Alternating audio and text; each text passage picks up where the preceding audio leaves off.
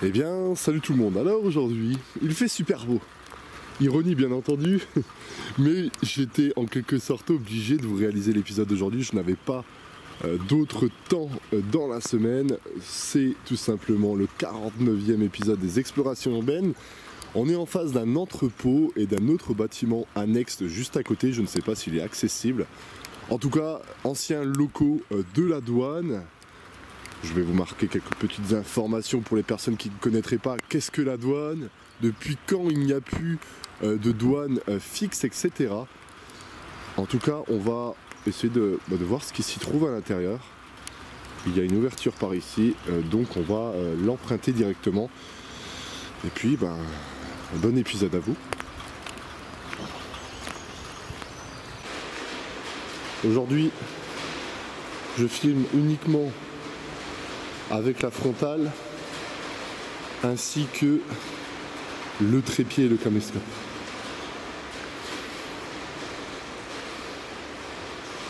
Encore quelques sièges auto.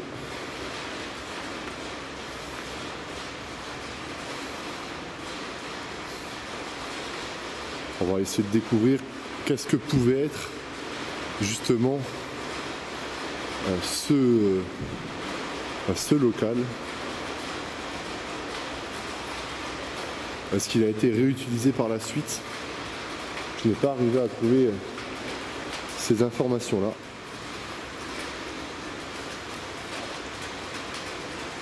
Ah, il stock de palettes avec des colis au sol.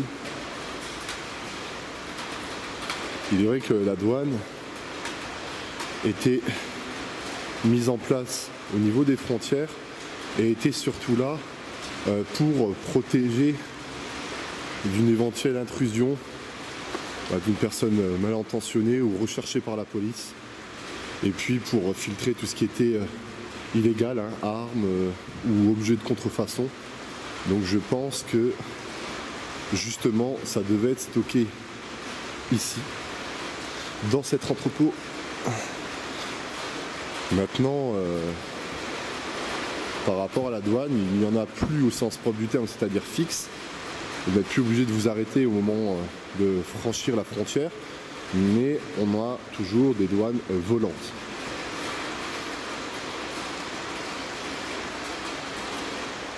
Il me semble que par là, on ne peut pas passer.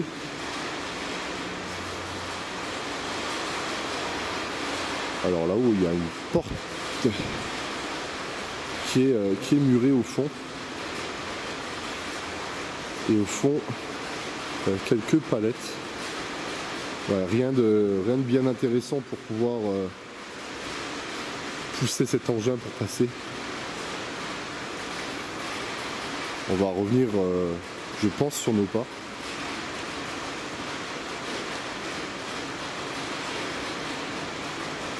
Pour tout ce qui est matériel, vous allez me dire, mais Marc, tu nous as dit que sur Instagram et Snapchat que tu as reçu du nouveau matos. Oui, mais je vais faire bientôt une vidéo pour vous montrer que même investir n'est peut-être pas la meilleure solution. Le premier accessoire stabilisateur, je l'ai renvoyé, et le deuxième, je le renvoie aujourd'hui.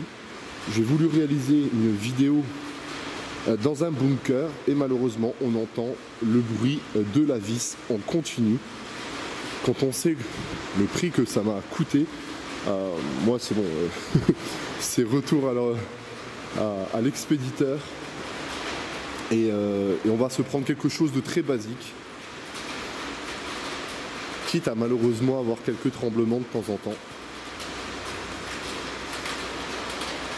Bon, il y a un bâtiment juste à côté, mais je vais devoir faire attention parce qu'il y a la route qui passe pas loin. J'espère qu'il y a un accès, parce que uniquement les locaux là en question, ça va pas être super intéressant. Mais on peut voir quand même que il y avait de quoi stocker en cas d'objet malveillant en quelque sorte.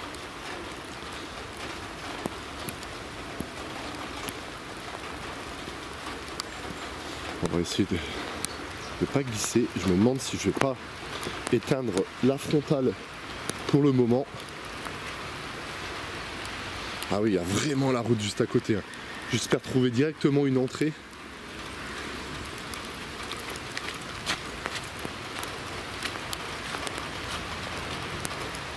Voilà. Le bâtiment principal. Ah, il est muré. Il est muré sur cette partie-là. Regardez.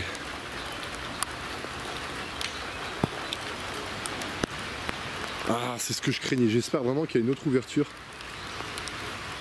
Vous le savez très bien, je ne force jamais pour rentrer. C'est une règle d'or sur cette chaîne.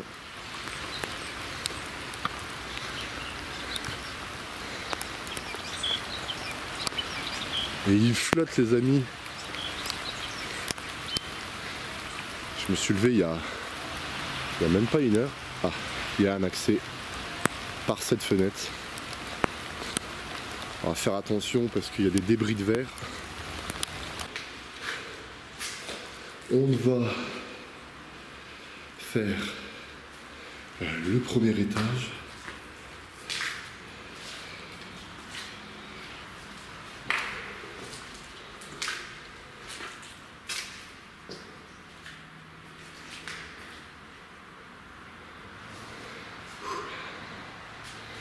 Je tiens un peu plus la caméra, les amis.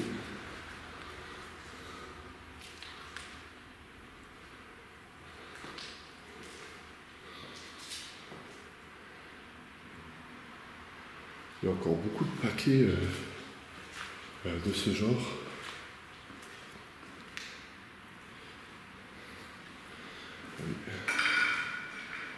Il y a du squat. Des petites soirées organisées. Et là, on arrive sur le bâtiment, en tout cas sur la porte d'édouanement, qui devait être l'accueil.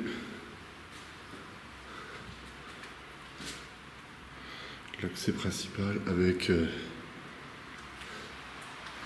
code barre et tout.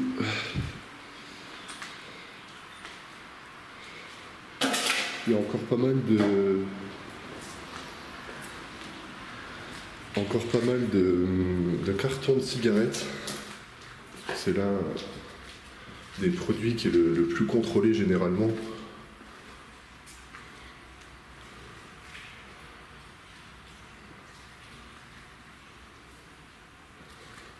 Là, on avait l'accès du garage. Je suis obligé de vous éclairer d'une manière assez particulière pour éviter tout reflet à travers le bâtiment. De plus, tout à l'heure, il y avait la police qui effectuait des contrôles routiers.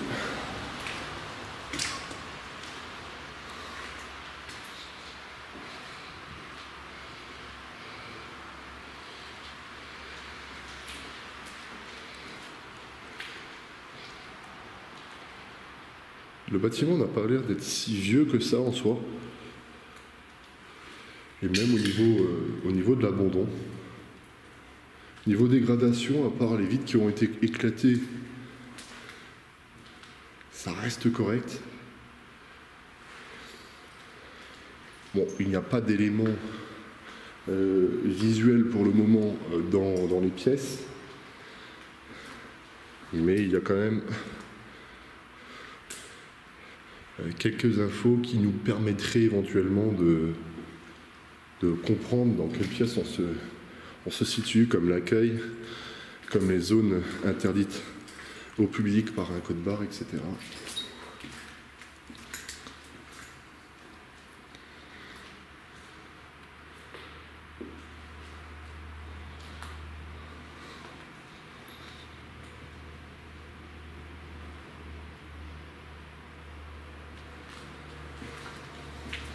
Alors ça, les amis.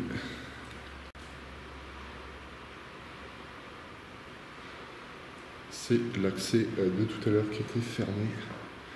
L'alarme fonctionne. La brigade et la zone A, le code est le même. Il faut le valider par la touche. Bon. On va espérer qu'il n'y ait pas une alarme silencieuse.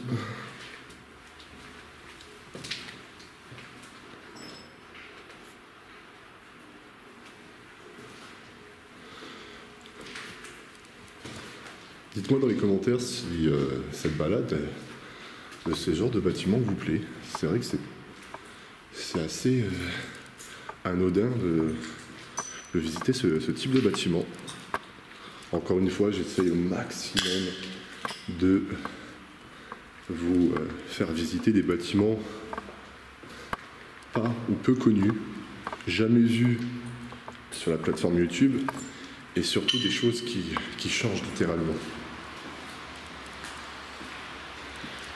Je voulais réagir par rapport à un commentaire justement qui m'avait été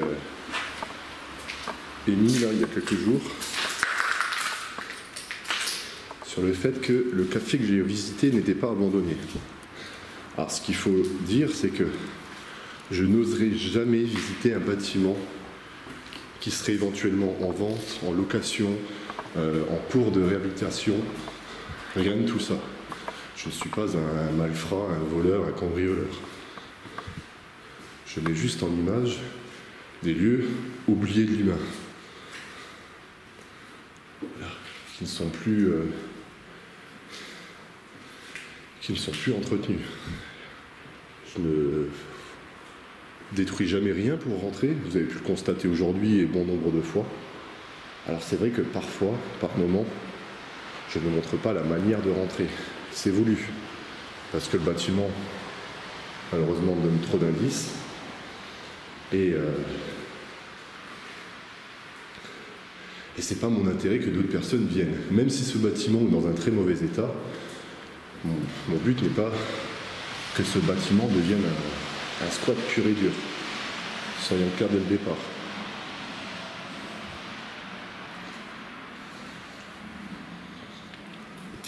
Donc non, le café n'est pas habité, il est bien abandonné. Après, il est vrai que ça peut en choquer plus d'un parce que tout simplement, il restait beaucoup d'objets. Mais c'est ce qui fait la beauté de certains spots.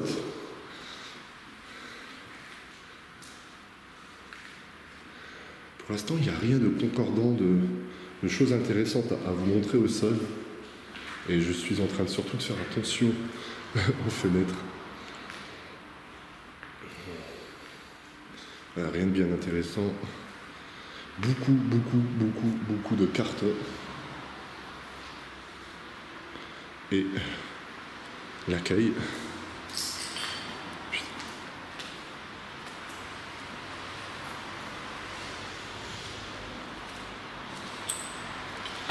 Bon, il n'y a rien de bien intéressant sur cet étage aussi, à part les différents accueils. Le plan de sécurité.